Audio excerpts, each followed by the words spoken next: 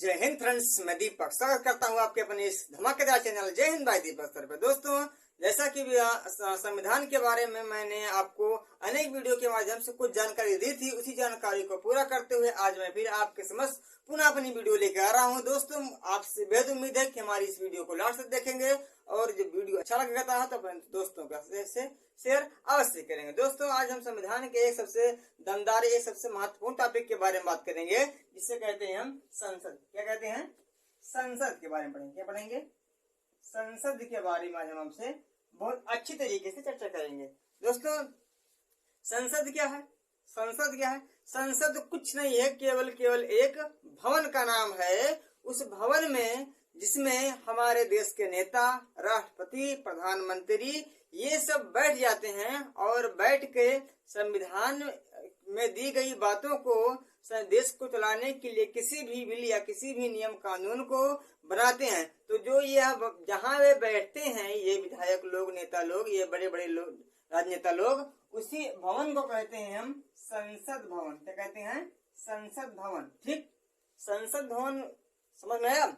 अगर बात की जाए तो जो संसद की जननी है, जो सबसे पहले संसद शब्द का क्या किया था, उद्गार किया था, वह है ब्रिटेन। ब्रिटेन में बता दिया जाए, सबसे पहले अगर किसी भी कानून को बनाने के लिए कोई बिल्डिंग बनाई गई थी तो वह केवल ब्रिटेन में बनाई गई थी। इसलिए आज हम पूरे विश्व में जो संसद की जननी कहते हैं वह कहते हैं ब्रिटेन को। क्या कहते हैं? ब्रिटेन को। लेकिन अगर देखा जाए, जो संसद शब्द लिया गया, पार्लियामेंट शब्द लिया गया है, उस शब्द जो लिया गया है वह शब्द फ्रेंच भाषा का है, ना कि ब्रिटेन भाषा का। ब्रिटेन भाषा में सबसे पहले संसद शब्द की उत्पत्ति की गई, जिसका कोई निश्चित अर्थ निकला गया। एक ऐसा स्थान जहाँ पे समस्त देश के बड़े बड़े नेता आके कानून के ऊपर बात विचार करते हैं, उसे ही संसद कहते हैं। ठीक, तो अगर संसद की भाषा पूछा जाए वह किस भाषा से लिया गया है, तो वह थी फ्रेंच भाषा। क्या थी? फ्रेंच भाषा। अब दोस्तों, यह तो उसकी कुछ अन्य रूपरेखा हो गई। अगर इसे हम अपने भारतीय संविधान के अकॉर्डिंग पढ़ेंगे तो इसको रखा गया है आर्टिकल नंबर 79 में, यानी कि सीधा सा बात की जाए 79 में, आर्टिकल नंबर 79 में इस संसद की चर्चा बहुत ही बाखूबी तरीके से की गई है। इस संसद को इतनी अच्छे तरीके से बनाया गया है तथा इनमें कुछ ऐसे ऐसे प्रावधान दिए गए हैं ताकि कुछ ऐसे जो राजद्रोही नेता हैं, दलाल नेता हैं, उनका कोई विशेष योगदान न हो पाए। संसद में बात की जाए तो केवल 2 कमरे हैं। क्या है? 2 कमरे। 2 कमरे, कमरे का मतलब सदन। क्या? 2 सदन है। एक सदन का नाम है राज्यसभा। क्या नाम है? राज्यसभा। एक का नाम है लोकसभा। यानी कि सीधा सा बात की जाए तो यह संसद हो गया। संसद में 2 पार्टीशन, एक को कहेंगे राज्यसभा, एक को कहेंगे लोकसभा। लेकिन अगर इसके अंग की बात की जाए, इसके हिस्से की बात की जाए, तो इसका अंग है, इसका हिस्सा है 3। अगर राज्यसभा कुछ भी कर रहा है, लोकसभा कुछ भी कर रहा है, जब तक उस पे राष्ट्रपति की अनुमति नहीं होगी तब तक वह कोई काम का नहीं रहेगा। यानी कि अगर कमरे की बात की जाए, आप राष्ट्रपति थोड़ी कमरा होंगे, तो एक व्यक्ति होंगे, एक पद होंगे। ठीक, तो अगर कमरे की बात की जाए तो 2 कमरे, एक का नाम है राज्यसभा, एक का नाम है लोकसभा। लेकिन अगर अंग की बात पूछ ले आपसे, तो अंग होते हैं 3। एक का नाम है लोकसभा, एक का नाम है राज्यसभा, और तीसरा अंग जो महत्वपूर्ण है उसे कहेंगे राष्ट्रपति। और बीच में एक ऐसा एरिया है, बीच में एक ऐसा एरिया है जिसे कहेंगे सेंट्रल हॉल। क्या कहेंगे इसे? इसे कहेंगे सेंट्रल हॉल। Central hall. ठीक, अब सेंट्रल हॉल में क्या होता है?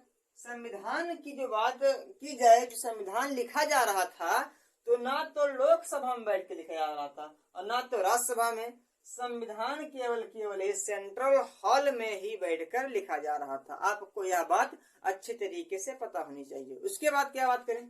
उसके बाद बात करें कि मान लो अगर कोई भी देश का व्यक्ति आ गया, जैसे राष्ट्रपति आगे कहाँ के, रूस के, कनाडा के आगे, मैक्सिको के आगे, अमेरिका के आगे, पाकिस्तान के आगे, चीन के आगे, वहां के जो बड़े बड़े राजदूत, प्रधानमंत्री, राष्ट्रपति या कोई अन्य व्यक्ति आ गया जो वहां के दृष्टिकोण से बहुत ज्यादा मान्यदार आदमी है, तो उसको हम अपना संसद भवन दिखाएंगे। तो कहाँ दिखाएंगे?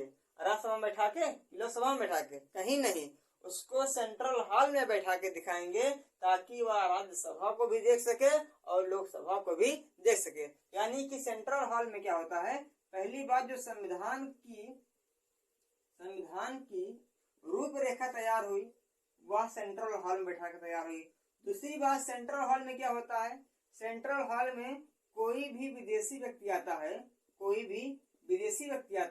उस विदेशी व्यक्ति को कहाँ बैठाते हैं? सेंट्रल हॉल में बैठाते हैं। इससे दो बात, ठीक। अगर देखा जाए संसद के बारे में, तो संसद एक प्रकार से हमारे देश में, हमारे भारत देश में संसद जो बना है, संसद भवन जो बना है, जो संसद भवन बना है, वह बना है नई दिल्ली में। कहाँ बना है? नई दिल्ली में। क्योंकि नियम कानून की जो बात की जाएगी वह देश की राजधानी में बात की जाएगी, बनेगी। और जो हमारे देश का जो एक प्रकार से राजधानी है वह दिल्ली है। जब दिल्ली है तो संसद कहाँ बनेंगे? तो वही दिल्ली में बनेंगे, ठीक। उसके बाद क्या बात करें? उसके बाद यह बात करें हम कि इधर नई दिल्ली में है, तो इसका निर्माण कब हुआ था? इसका निर्माण 1921 में प्रारंभ हुआ था, 1921 में। और आदमी प्रारंभ ही पूछता है, तो प्रारंभ हुआ है, और प्रारंभ होने के लिए इसको कौन बनाया? तो बनाने के बाद ब्रिटेन के दो व्यक्ति आए थे, एक का नाम है एडवर्ड लुटियंस और एक का नाम है बेकर, यानी कि दो इंजीनियर थे। एक का नाम है एडवर्ड लुटियंस और एक का नाम है बेकर। क्या नाम है? बेकर। ये दो थे, दो ऐसे इंजीनियर थे। ये कहाँ के थे? ये दोनों नाम से पता चल रहा होगा, दोनों अंग्रेज हैं। दोनों कैसे हैं? ब्रिटेन के निवासी हैं दोनों। उस समय बात की जाए, दिल्ली की जितनी भी इमारतें हैं, चाहे वह सुप्रीम कोर्ट हो, चाहे वह कोई मंत्रालय हो, चाहे वह संसद भवन हो, ये जितने भी मंत्रालय हैं उस समय के दिल्ली के इर्द गिर्द, संसद भवन के आसपास, उन सभी मंजिलों का निर्माण एडवर्ड लुटियंस और बेकर नामक दो ब्रिटेन अंग्रेज किए थे, ठीक। अगर बात की जाए संसद की, तो संसद का काम क्या होता है? संसद का काम क्या होता है? संसद का जो प्रमुख काम है वो दो काम है। पहला काम है किसी भी समझौते को, किसी भी विदेशी समझौतों को बनाए रखना। क्या है? समझौते को बनाए रखना। समझौता मतलब संधि की बात करिए, तो किसी भी संधि या समझौतों को बनाए रखना, भारत देश में बनाए रखना क्या है? इसका प्रमुख कार्य है। मान लीजिए कैसा, मोदी जी कहाँ चले गए? रूस में। और रूस से वह बात करके आए कि आप हमें एक ऐसी कंपनी दीजिए, एक ऐसी कंपनी का निर्माण हमारे भारत देश में कीजिए, ताकि बड़ी बड़ी मिसाइलें, बड़े बड़े जो हथियार हैं, हम उनका निर्माण नहीं कर सके। अब वहां से वह व्लादिमीर पुतिन से क्या कराए? समझौता करे, बढ़िया बड़े खौफ से। उसके बाद जब यह भारत देश में आए, तो भारत देश का जो एक राज्य है, वह एक पूरा भारत देश है, तो वह किसी न किसी राज्य के अंतर्गत आता है। तो राज्य के अंतर्गत आता है, पता लगे हुए बनाना चाहते थे महाराष्ट्र में या उत्तर प्रदेश में बनाना चाहते थे। जब उत्तर प्रदेश में वे फैक्ट्री को बनाना चाहते थे, तो उत्तर प्रदेश अपने आप में एक राज्य है, और राज्य का मुखिया होता है मुख्यमंत्री व राज्यपाल। अब पता लगे जो राज्यपाल मुख्यमंत्री हमारे योगी बाबा हैं, उनका क्या हो जाए? मुठभेड़ हो जाए। पता लगे हमारे राज्य में मशीन लगा रहे हैं, हमारे वातावरण गंदा करेंगे, तमाम प्रकार से बातें की जाएगी। और क्या होगा? मोदी जी तो वहां पे भैया खूब बखाने के आए हैं, तो उनकी एक प्रकार से हो जाएगी बेइज्जती। तो इसको संसद ने बताया है कि अगर विदेश में कोई भी समझौता अगर प्रधानमंत्री या राष्ट्रपति या कोई भी व्यक्ति करके आए, तो उसके लिए संपूर्ण जिम्मेदारी होगी संसद की। उसमें कोई राज्य हस्तक्षेप नहीं करेगा। संसद जहां चाहे उसे वहां लगाए, उसमें राज्य की कोई जिम्मेदारी नहीं होती है। यह प्रमुख रूप से संसद का एक कार्य होता है। दूसरा कार्य क्या होता है? दूसरा कार्य क्या होता है? देश की संप्रभुता। देश की संप्रभुता, देश की संप्रभुता जो निहित होती है वो निहित होती है आपके इस संसद में। अब देश की संप्रभुता मतलब आपके संविधान में शब्द संप्रभुता लिखा है, तो उसको वहां से जानने से बेटर है आप यहाँ जान लीजिए। ठीक, संप्रभुता का मतलब यह होता है कि संसद जो होगा भारत का, वो किसी भी नियम कानून को अपने अंदर से निर्णय लेने के लिए एकदम स्वतंत्र होगा, यानी कि बिना किसी दबाव के, बिना किसी बाह्य देश के कोई दबाव से किसी भी प्रकार का निर्णय वह स्वयं ले सकता है। इसे कहते हैं संप्रभुता। ठीक, देखते होंगे आप लोगों ने बहुत सारी लड़ाइयों को देखा होगा कि पता लगे एक बार 2016 में क्या हुआ था कि पाकिस्तान में ये लोग सर्जिकल स्ट्राइक किए थे। जब सर्जिकल स्ट्राइक किए थे तो भारत में उस समय जो प्रधानमंत्री जी थे आपके मोदी जी थे, तो मोदी जी ने किसी पूछ किया था कि मैं भैया करने जा रहा हूँ, या उसके बाद इस पर किसी देश ने क्या किया, दबाव किया था? नहीं किया था। यानी कि सीधा सा मतलब इसका यह है कि भारत देश कुछ भी करे, कहीं पर भी कुछ करे, वह अपने निर्णय को लेने के लिए स्वयं योग्य है। और उस निर्णय को कौन लेगा? तो लेगा कौन? संसद। और संसद में जो मुख्य होते हैं वह होते हैं राज्यसभा और लोकसभा। अब इसके बाद जो आर्टिकल नंबर 79 में है वह केवल संसद की बात की गई है। अब संसद के बाद आर्टिकल नंबर 80 व 81 में जो बात की गई है वह राज्यसभा व लोकसभा की बात की गई, जो इसके प्रमुख अंग है। अब थोड़ा सा हम यहाँ पर बात कर लेते हैं राज्यसभा की और थोड़ा सा बात कर लेते हैं लोकसभा की। ठीक, जो राज्यसभा होता है, इस राज्यसभा को हम कहते हैं, ठीक, कहते हैं अस्थाई। छोड़ो, अब इसको छोड़ दिए। थोड़ा सा पहले आप ये समझिए। पहली बात, जो राज्यसभा है प्लस लोकसभा है, राज्यसभा व लोकसभा, इन दोनों की चर्चा जो की गई है वह अनुच्छेद नंबर 80 व 81 में की गई है। पहली बात, तो जो राज्यसभा है उसकी चर्चा 80 में और जो लोकसभा है इसकी चर्चा 81 में की गई है। लोकसभा में जो व्यक्ति बैठेगा और राज्यसभा में जो व्यक्ति बैठेगा, उन दोनों व्यक्तियों को हम एक सामूहिक रूप से कहते हैं एमपी। एमपी मतलब मेंबर ऑफ पार्लियामेंट। हिंदी में बात करें तो सांसद। क्या करेंगे? सांसद। जो राज्यसभा में बैठेगा वो भी संसद होगा, जो लोकसभा में बैठेगा वो भी संसद होगा। अगर बात करें तो लोकसभा में कितने व्यक्ति बैठते हैं, तो लोकसभा में जो सांसद की संख्या होती है, जब संविधान का निर्माण किया गया था तो इसमें 552 का कितना 552 बताया गया था। और जो राज्यसभा में व्यक्ति बैठेंगे उनकी जो संख्या बताई गई थी सांसदों की संख्या जो बताई गई थी और बताई गई थी 250। ठीक, इतना बात हो गया।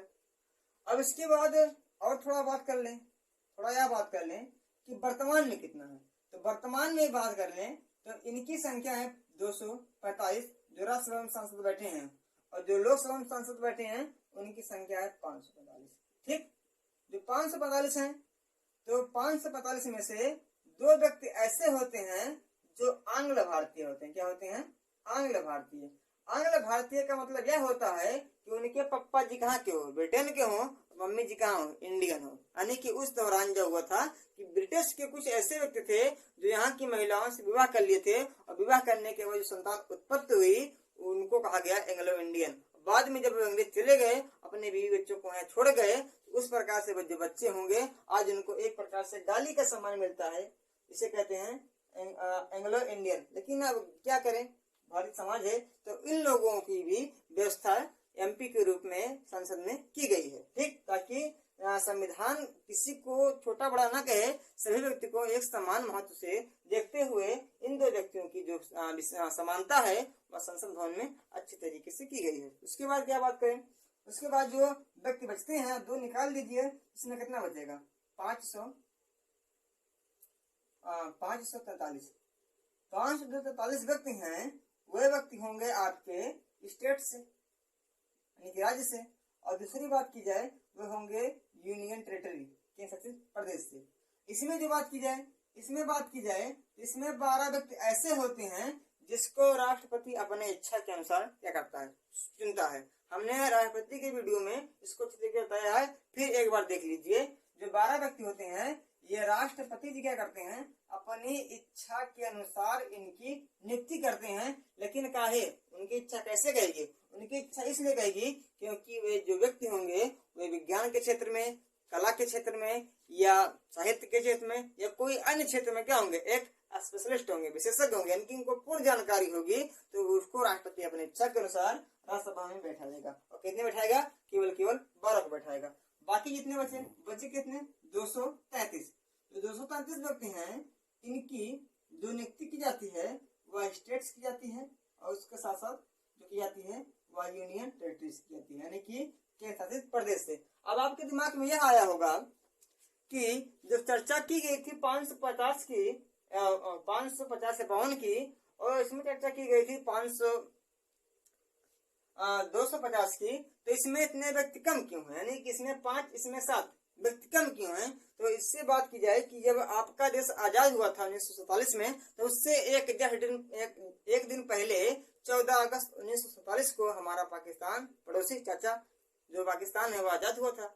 अब आजाद होने के बाद जैसे हमारे देश में जश्न मन रहा था, जश्न की तैयारी की जा रही थी, भारत देश को आजाद करने की पूरी तैयारी, झंडा लहराने की बात की रहा थी, सभी लोग के मन में एक उत्साह था कि आज जो कल का सूरज होगा कितना बेहतरीन होगा, एक स्वतंत्र भारत होगा। तो उसी रात में क्या हुआ, आजादी के बाद क्या हुआ कि पाकिस्तान वाले ने कब्जा कर लिया कश्मीर के। आप लोगों ने कुछ देखा होगा ऐसे एरिया, पाकिस्तान वाला ऐसे कुछ देखा होगा जम्मू कश्मीर का, इतना एरिया क्या कर लिया, इतना एरिया कब्जा कर लिया। जब इतना एरिया कब्जा कर लिया इसे आज हम कहते हैं पीओके। क्या कहते हैं, पीओके, पाकिस्तान ऑक्युपाइड कश्मीर, यानी कि एक ऐसा कश्मीर जो पाकिस्तान के कब्जे में है। ठीक, तो जब संविधान का निर्माण हो रहा था तो पूरे जो स्वतंत्र भारत की रूपरेखा इस समय है उन सभी स्थानों की एक अच्छी तरीके से शासन व्यवस्था की बात की जा रही थी। लेकिन क्या हुआ, इतने व्यक्ति को उन्होंने एकदम से इकट्ठा कर लिया, मतलब इतने स्थानों को उन्होंने कब्जा कर लिया। जब कब्जा कर लिया तो उसमें जो सांसदों से चुनाव होगा तो उनकी सीटें खाली रहेंगी। तो सीटें इसलिए खाली रखी गई हैं क्योंकि जब कोई सांसद, जब कोई प्रधानमंत्री, राष्ट्रपति आए तो इन 5 सीटों को देख के उनका खून खोल चुके तो ये पीओके वाला स्थान है, उन पीओके वाले स्थान पे जो पाकिस्तान वाले रह रहे हैं उनको जबरदस्ती मार के वहां से निकाले, और जो 5 सांसद वहां से आने वाले थे, 7 सांसद वहां से आने वाले थे, उन सभी को लाके यहाँ पे बैठा दें। कुल मिला के जो राष्ट्रपति, जो प्रधानमंत्री आएगा उनको पीओके को भारत में मिलाने के लिए खाली सीटों को छोड़ा गया है। ठीक, बस आज के लिए इतना काफी। मिलते हैं किसी नेक्स्ट वीडियो में। जय हिंद, जय भारत।